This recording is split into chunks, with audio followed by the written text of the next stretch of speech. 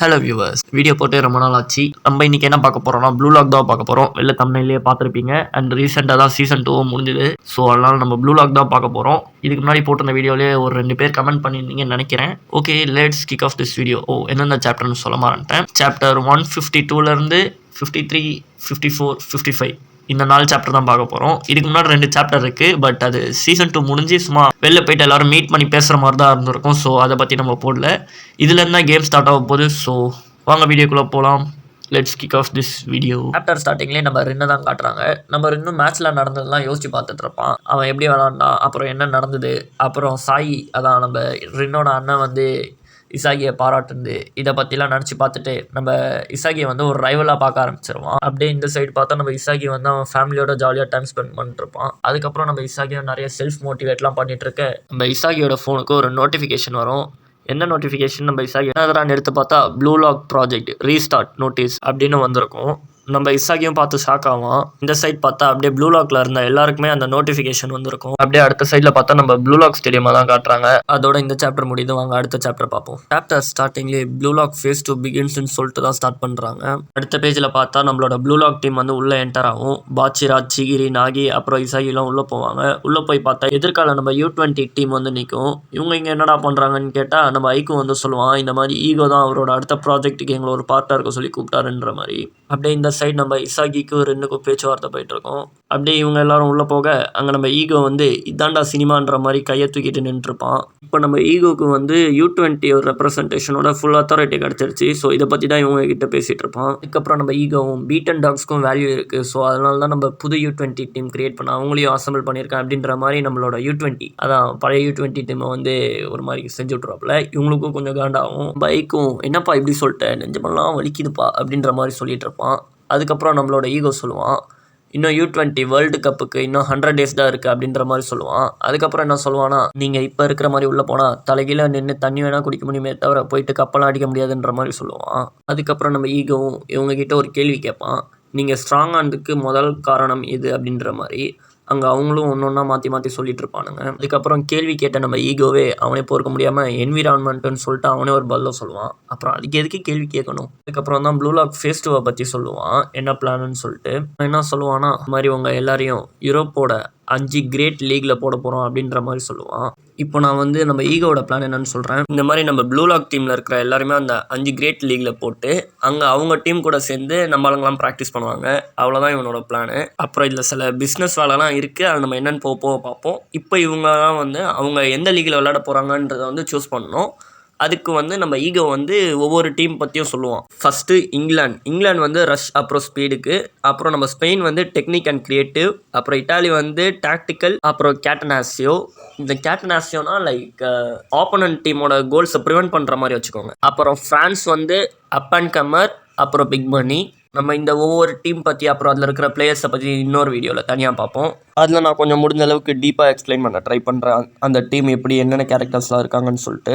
Okay, நம்ம ஸ்டோரியை continue பண்ணலாம். அடுத்தது வந்து நம்ம ஜெர்மனி, அது வந்து ரேஷ்னல் அப்புறம் லாஜிக்கல், இந்த மாதிரி அந்த 5 யூரோப்பியன் லீக்ஸை பற்றியும் சொன்னதுக்கப்புறம் இந்த ஜெர்மனியில் தான் வந்து நோயல் நவோன்னு சொல்லிட்டு ஒரு கேரக்டர் இருக்குது அப்படின்ற மாதிரி சொல்லுவான். அந்த பேரை கேட்டதுக்கப்புறம் நம்ம இசாகி வந்து லைட்டாக ஷாக் ஆகும். ஏன்னு நம்ம போக பார்ப்போம். அதுக்கப்புறம் நம்ம ஈகோ வந்து இந்த டீட்டெயில்ஸ் உங்களுக்கு லீகை சூஸ் பண்ண போதுன்னு சொல்லிட்டு லீகை சூஸ் பண்ண சொல்லுவான். உடனே நம்ம இசாகி ஃபோனுக்கு ஒரு நோட்டிஃபிகேஷன் வரும். அதில் வந்து அந்த 5 நேஷனல் லீக்ஸோட இமேஜும் போட்டு சூஸ் பண்ண சொல்லுவோம் எதுன்னு சொல்லிட்டு. கீழே டைமிங்கில் வர ஓடிட்டு இருக்கும். நம்ம இசாகியும் லாஸ்ட்டாக அவன் ஃபோனை பார்த்துட்டே இருக்கிறதோட இந்த சாப்டர் முடியுது. வாங்க அடுத்த சாப்டர் பார்ப்போம். சாப்டர் ஸ்டார்டிங்லே யார் யார் எந்தெந்த டீமை செலக்ட் பண்ணியிருக்காங்கன்னு சொல்லிட்டு தான் காட்டுறாங்க.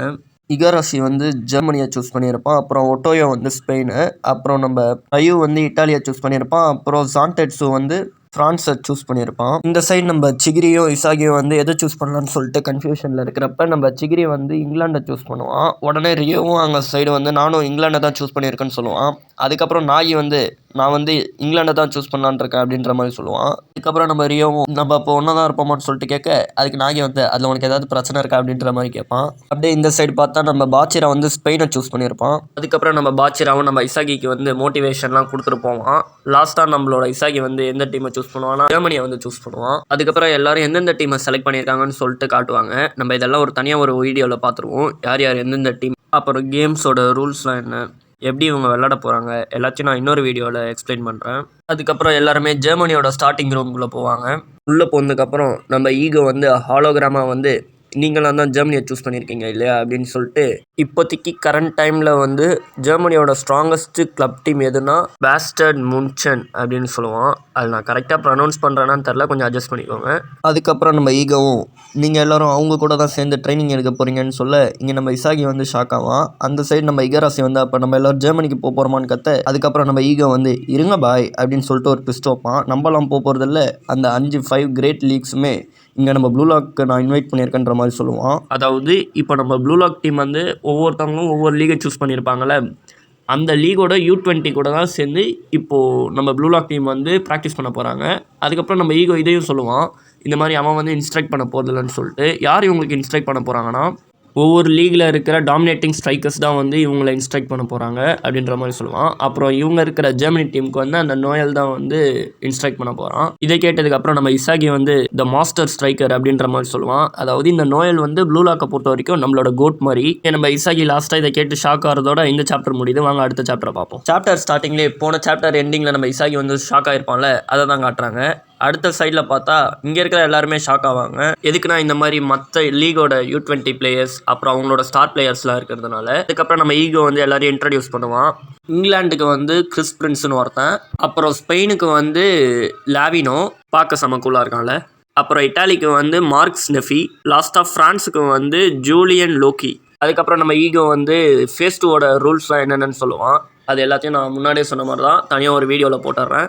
இதெல்லாம் கேட்டு ஹைப் பண்ண நம்ம ப்ளூ லாக் மெம்பர்ஸ்லாம் வந்து அப்படியே அவங்க ஒரு இமேஜினேஷனுக்குள்ளே போயிட்டு இருப்பாங்க. இங்கே நம்ம இசாகி வந்து எப்பவும் போல் செல்ஃப் மோட்டிவேஷனுக்குள்ளே போயிடுவான். அதுக்கப்புறம் நம்ம ஈகோ வந்து இருங்கப்பா நான் சொல்ல வந்து மறந்துட போகிறேன் அப்படின்னு சொல்லிட்டு, நம்ம பிக் பாஸ்க்குள்ளே வைல்டு கார்டு என்ட்ரி கொடுத்த மாதிரி நம்ம ப்ளூ லாக்குள்ள வைல்டு கார்டு என்ட்ரி தரேன்னு சொல்லிட்டு, நருட்டோவில் லாஸ்ட் உச்சிஹா மாதிரி நம்ம ப்ளூ லாக்கில் த லாஸ்ட் டார்க் ஹார்ஸ்ன்னு சொல்லிட்டு நம்ம குனிகாமியை வைல்டு கார்டு என்ட்ரி கொடுத்து உள்ள அனுப்பிச்சுடுவாங்க. அதுக்கப்புறம் நம்ம ஈகோ வந்து இதுக்கு முன்னாடி நம்ம சுகுணா அப்புறம் ஏசன் கொடுத்த கடவுள் போஸை கொடுக்க இதில் தான் ஒரு தப்பு நடந்து போச்சுன்னு நான் நினைக்கிறேன். ஏன்னா நம்ம பேஸ்டர்ட் முன்னுச்சன் இருக்குல்ல, அதோட லோகோவில் ஒரு கத்தி இருக்கும்.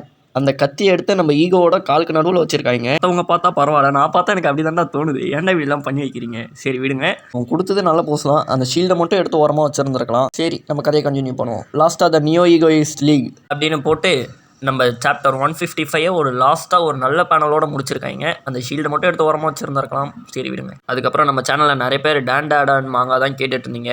நான் அடுத்தது அதோட வீடியோ தான் போட போகிறேன். அண்ட் டான் பார்க்குறவங்க யாராவது ப்ளூ லாக் பார்த்துருந்தீங்கன்னா கமெண்ட் செக்ஷனில் போட்டு விட்டு போயிடுங்க. நானும் பார்த்து தெரிஞ்சுக்கிறேன் டான் ஃபேன்ஸ் எத்தனை பேர் ப்ளூ லாக் பார்க்குறீங்கன்னு. அண்ட் தேங்க்யூ ஃபார் வாட்சிங் this video. See you guys in another video. Bye bye.